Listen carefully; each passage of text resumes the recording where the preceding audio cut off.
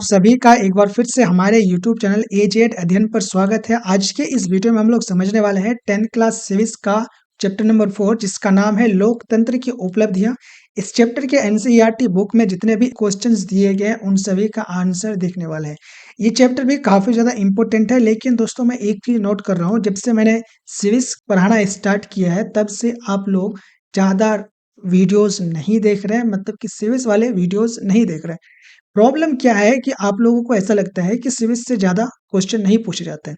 तो ये बात तो सच है कि कोई ज़्यादा क्वेश्चन नहीं पूछे जाते हैं, लेकिन जिस तरीके से आपका हिस्ट्री में लगभग 8 चैप्टर हैं और ज्योग्राफी में लगभग 12 चैप्टर हैं, दोनों मिला करके खंड और खंड ख मिला करके। लेकिन आपके सिविक्स में सिर्फ 5 चैप्टर है, तो 5 चैप्टर में आपका ज़्यादा कितना ही ज़्यादा क्वेश्चन पूछेगा, लेकिन जितना भी चैप्टर है वो सारे के सारे इम्पोर्टेंट है, तो इसको इग्नोर नहीं कर सकते हैं। आज के इस चैप्टर में, चैप्टर नंबर 4 में आप लोगों को लोकतंत्र की क्या उपलब्धियां हैं उसके बारे में सवाल है। काफी छोटा सा चैप्टर है लेकिन इम्पोर्टेंट चैप्टर है, तो वीडियो को शुरू से लेकर लास्ट तक देखिए। और स्टार्ट करेंगे सबसे पहला क्वेश्चन से। दीर्घ उत्तरीय प्रश्न इस चैप्टर में सबसे पहले दिया गया है। तो दीर्घ उत्तरीय प्रश्न में सबसे पहला क्वेश्चन है, लोकतंत्र किस तरह उत्तरदायी एवं वैध सरकार का गठन करता है। मतलब कि लोकतंत्र, आपको पता है कि लोकतंत्र क्या होता है, जिसमें जनता वोट दे करके सरकार को चुनती है, उस शासन व्यवस्था को क्या कहते हैं, लोकतंत्र कहते हैं। तो लोकतंत्र किस तरीके से उत्तरदायी और वैध, मतलब कि एक ऐसा सरकार चुनता है जिसको चुना उन लोगों ने चुना ही इसीलिए था कि जो जो काम तुम करने का वादा किए थे, अगर वो काम नहीं करोगे तो तुम्हारे को उत्तर देना पड़ेगा, तुम जवाबदेही होगे। और एक वैध सरकार का गठन करती है, तो वही सवाल पूछा गया है। देखिए, लोकतंत्र में सरकार जनता द्वारा चुने गए प्रतिनिधियों से बनती है। मतलब कि सरकार जो बनती है वो जनता ही बनाती है, लोग चुनते हैं वोट दे करके। ये सरकार जनता के प्रति उत्तरदायी होता है, मतलब कि जनता को जवाब देना पड़ेगा सरकार को, क्योंकि उसे 5 साल बाद पुनः चुनाव का सामना करना पड़ेगा। क्योंकि अगर जो भी वो उसने वादा करके चुनाव में जीता था, अगर वो काम नहीं करेगा तो 5 साल के बाद फिर से चुनाव है जिसमें कि उसको लोग वोट नहीं करेंगे। यदि सरकार जनता के हितों को अनदेखी करती है या गलत नीतियां अपनाती है तो जनता उसे अगले चुनाव में बदल सकती है। इस प्रकार लोकतंत्र में सरकार अपने निर्णयों और कार्यों के लिए जनता को जवाब देने के लिए बाध्य रहती है। चुनावी प्रक्रिया से बनी सरकार को वैध माना जाता है क्योंकि यह जनता की इच्छा और विश्वास से स्थापित होता है। चुनाव की जो प्रक्रिया है उससे जो सरकार बनती है उसको क्या कहते हैं, वैध माना जाता है। क्यों? क्योंकि इसमें जो भी सरकार बनती है वो लोग चुनते हैं वोट दे करके। इससे क्या होता है, लोगों की इच्छा होती है जिस सरकार को उसी को चुनती है और विश्वास जिस पर होती है। इसीलिए लोकतंत्र उत्तरदायी और वैध सरकार की गारंटी देता है। तो काफी सिंपल सा क्वेश्चन है। क्वेश्चन नंबर 2 देखेंगे अब, काफी आसान क्वेश्चन ये भी है। लोकतंत्र किस प्रकार आर्थिक संवृद्धि एवं विकास में सहायक बनता है। मतलब कि लोकतंत्र किस तरीके से देश के विकास में सहायक है उसके बारे में पूछा गया है। देखिए, लोकतंत्र एक ऐसी शासन व्यवस्था है जिसमें सभी नागरिकों को समान अवसर दिया जाता है। इसमें सरकार गरीबों, किसानों, मजदूरों और पिछड़े वर्गों के उत्थान के लिए विशेष योजनाएं बनाती है। मतलब कि गरीबों और किसानों, मजदूरों पर स्पेशल ध्यान देते हैं। लोकतंत्र में विकास केवल अमीरों तक सीमित नहीं रहता है, बल्कि समाज के हर वर्ग तक पहुंचाने का प्रयास किया जाता है। सरकार शिक्षा, स्वास्थ्य, रोजगार और बुनियादी ढांचे में निवेश करके आर्थिक वृद्धि को बढ़ावा देती है। मतलब कि सरकार क्या करती है, शिक्षा के क्षेत्र में सुधार करती है, स्वास्थ्य के क्षेत्र में सुधार करती है, लोगों को रोजगार देती है। और जो भी बुनियादी प्रॉब्लम है जैसे कि सड़क बनाना हो गया, उसी तरीके से जो भी काम है वो कर करके क्या करती है, आर्थिक वृद्धि को बढ़ावा देती है। साथ ही लोकतंत्र लोगों को मेहनत और योग्यता के आधार पर आगे बढ़ने का अवसर देता है। जो लोग ज्यादा मेहनत नहीं करते हैं, योग्य नहीं है, उनको लोकतंत्र ज्यादा मौका भी नहीं देता है। इस प्रकार लोकतंत्र समानता और न्याय पर आधारित आर्थिक समृद्धि एवं संतुलित विकास सुनिश्चित करता है। अब क्वेश्चन नंबर 3 काफी शॉर्ट सा क्वेश्चन ये भी है। लोकतंत्र, देखिए शॉर्ट में इसीलिए बोल रहा हूँ क्योंकि ये दीर्घ उत्तरीय क्वेश्चन है दोस्तों। ये दीर्घ उत्तरीय क्वेश्चन आपको लगभग 120 शब्दों में लिखना पड़ेगा। अब ऐसे सिविक्स के आसान में इसीलिए बोल रहा हूँ, सिविक्स का इसीलिए ज्यादा स्टूडेंट नहीं ध्यान देते हैं क्योंकि उनको लगता है कि ये आसान है, और ये सच है, आसान बहुत है। तो लोकतंत्र, क्वेश्चन नंबर 3 देखते हैं, लोकतंत्र किन स्थितियों में सामाजिक विषमताओं को बाँटने मतलब कि मिटाने में मददगार होता है और जो भी सामाजिक विषमता होती है मतलब कि समाज में जो बुराइयाँ होती हैं उनको बाँटना मतलब मिटाने में मददगार होता है और सामंजस्य के वातावरण का निर्माण करता है मतलब कि भाईचारे का वातावरण का निर्माण करता है लोकतंत्र। तो इसका उत्तर देखिए लोकतंत्र सभी नागरिकों को समान अधिकार प्राप्त होते हैं मतलब कि लोकतंत्र में जितने भी नागरिक होते हैं सभी को समान अधिकार होता है। चाहे वह किसी भी जाति, धर्म, भाषा या लिंग से जुड़े हों, यह सामाजिक विषमताओं यानी कि जो भी समाज में खराबियाँ होती हैं उनको दूर करके करने के लिए अवसर की समानता प्रदान करता है। लोकतांत्रिक सरकार आरक्षण, शिक्षा, स्वास्थ्य और रोजगार की योजनाओं द्वारा कमजोर वर्गों को आगे बढ़ाने का मौका देती है। मतलब कि जो भी लोग कमजोर होते हैं उनको आरक्षण दिया जाता है, शिक्षा में छूट दिया जाता है, स्वास्थ्य में भी छूट दिया जाता है और रोजगार भी दिया जाता है। इससे क्या होता है जो लोग कमजोर होते हैं उनको मजबूत होने का मौका मिलता है। इससे समाज में बराबरी और भाईचारे की भावना विकसित होती है। लोकतंत्र में हर व्यक्ति को अपनी बात कहने और अपनी संस्कृति का सम्मान देने का अधिकार मिलता है।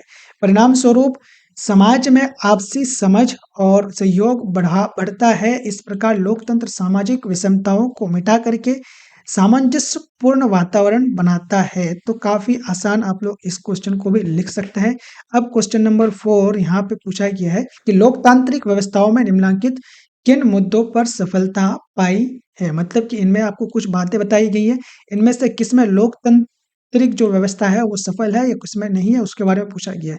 तो इसका वैसे भी आप शॉर्ट में लिख सकते हैं लेकिन मैं यहाँ पे थोड़ा-सा डिटेल में लिख दिया हूँ ताकि आपको समझ में आए। देखिए लोकतांत्रिक व्यवस्था ने समाज के कई महत्वपूर्ण मुद्दों पर सफलता प्राप्त की है मतलब कि समाज की कई ऐसे बात हैं जिसमें लोकतांत्रिक व्यवस्था जो है वो सफल है। सबसे पहले अगर आपको जो ऑप्शन दिया गया है कि राजनीतिक असमानता को समाप्त कर दिया है, तो देखिए लोकतंत्र ने राजनीतिक असमानता को समाप्त किया है क्योंकि हर नागरिक को समान राजनीतिक अधिकार मिलते हैं। असमानता मतलब कि बराबरी हक नहीं मिलता था। अभी तो इसको खत्म कर दिया गया तो सभी नागरिकों को लोकतंत्र में क्या होता है समान अधिकार मिलते हैं। जैसे कि मतदान का अधिकार और दूसरा पॉइंट आपको दिया गया है यहाँ पे लोकतंत्र के बीच टकरावों को समाप्त कर दिया मतलब कि लोकतंत्र में जो भी टकराव होते थे उनको समाप्त किया है। तो यहाँ पे क्या लिखा गया है कि लोकतंत्र ने लोगों के बीच में आपसी टकरावों को संवाद और सहमति के माध्यम से कम किया है। तो का सिंपल सा है लोग अब जब भाईचारे के साथ रहते हैं, मिलते हैं, बात करते हैं तो वो जो टकराव है वो कम हो गई है। तीसरा आपको पूछा गया यह बहुसंख्यक और अल्पसंख्यक दोनों समूहों के साथ समान व्यवहार करता है। तो ये तो करता ही है और किसी के साथ भेदभाव नहीं करता है। जो लोग अल्पसंख्यक मतलब कि कम संख्या में है और जो लोग ज़्यादा संख्या में उन सभी को ये बराबर का हक देता है, किसी के साथ भेदभाव नहीं करता है।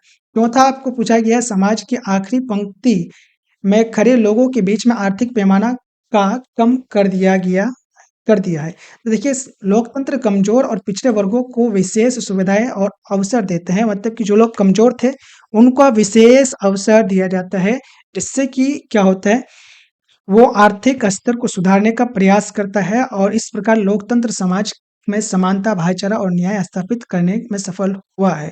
तो काफ़ी इसको पॉइंट टू पॉइंट आप लोग इस तरीके से भी लिख सकते हैं लेकिन मैंने इसको इस तरीके से लिख दिया है ताकि जगह मेरे पास कम था इसीलिए। अब अगला क्वेश्चन क्वेश्चन नंबर 5 इसमें पूछा गया है ऑब्जेक्टिव क्वेश्चन है। ये ऑब्जेक्टिव क्वेश्चन है। इनमें से कौन-सी एक बात लोकतांत्रिक व्यवस्थाओं के अनुरूप नहीं है? तो देखिए कानून में के समक्ष समानता, तो कानून के समक्ष सब कोई बराबर है तो ये तो लोकतांत्रिक व्यवस्था के अंतर्गत। स्वतंत्र एवं निष्पक्ष चुनाव ये भी तो लोकतंत्र ही है और उत्तरदायी शासन व्यवस्था तो ये भी तो है मतलब कि जो भी सरकार लोग चुनते हैं उसको जवाब देना पड़ेगा सरकार या जनता को।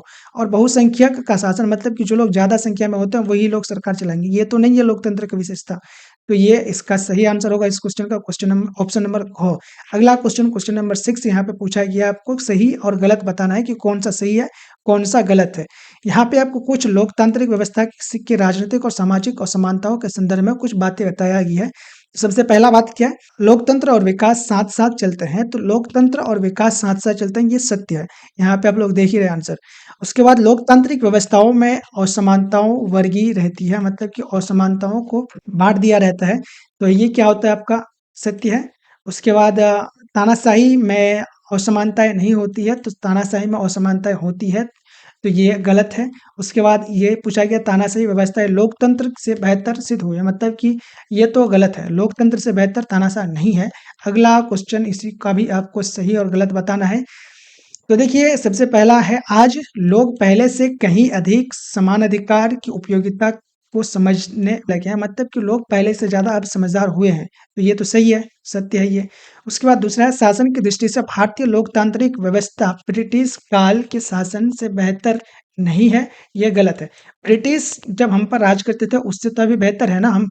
और उसके बाद अनुसूचित वर्ग के लोग चुनावों में उम्मीदवार नहीं हो सकते हैं, तो ये भी गलत है, क्योंकि किसी भी वर्ग के लोग हो वो चुनाव लड़ सकते हैं, भागीदारी उम्मीदवार बन सकते हैं। उसके बाद अगला पूछा गया आपको, राजनीतिक दृष्टि से महिलाएं पहले से अधिक सत्ता में भागीदार बन रही है, तो ये सही है। अब महिलाएं आगे बढ़ रही है। अगला क्वेश्चन नंबर 8 पूछा गया, भारतवर्ष में लोकतंत्र के भविष्य को आप किस रूप से देखते हैं? तो ये क्वेश्चन काफी सिंपल सा क्वेश्चन है। देखिए भारत में लोकतंत्र का भविष्य उज्जवल माना जाता है। आज लोग अपने अधिकारों और कर्तव्यों के प्रति पहले से अधिक जागरूक हो रहे हैं। शिक्षा, संचार और तकनीकी के कारण जनता राजनीति में सक्रिय रूप से भाग ले रही है। लोकतंत्र में सभी वर्गों, जातियों और लिंगों को समान अवसर दिया जा रहा है, और यदि समान पारदर्शी शासन पारदर्शी और ईमानदार बना रहे तथा जनता सतर्क बने रहे तो भारत का लोकतंत्र और अधिक मजबूत होगा। इसीलिए भारत में लोकतंत्र का भविष्य सुनहरा अवसर दिखाई देता है। मतलब कि लोगों को पहले से ज्यादा लोग समझदार हो रहे हैं, और लोग अगर जागरूक रहे तो लोकतंत्र है वो और मजबूत होगा। क्वेश्चन नंबर 9 और आखिरी क्वेश्चन है इस चैप्टर का, भारतवर्ष में लोकतंत्र कैसे सफल हो सकता है, मतलब कि कैसे सफल हुआ है पूछा गया।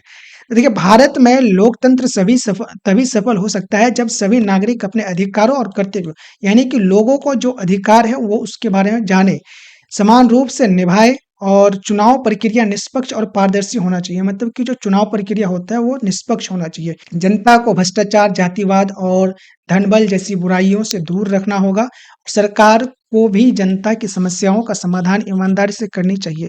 सभी वर्गों के लिए समान अवसर सुनिश्चित करना चाहिए, और जब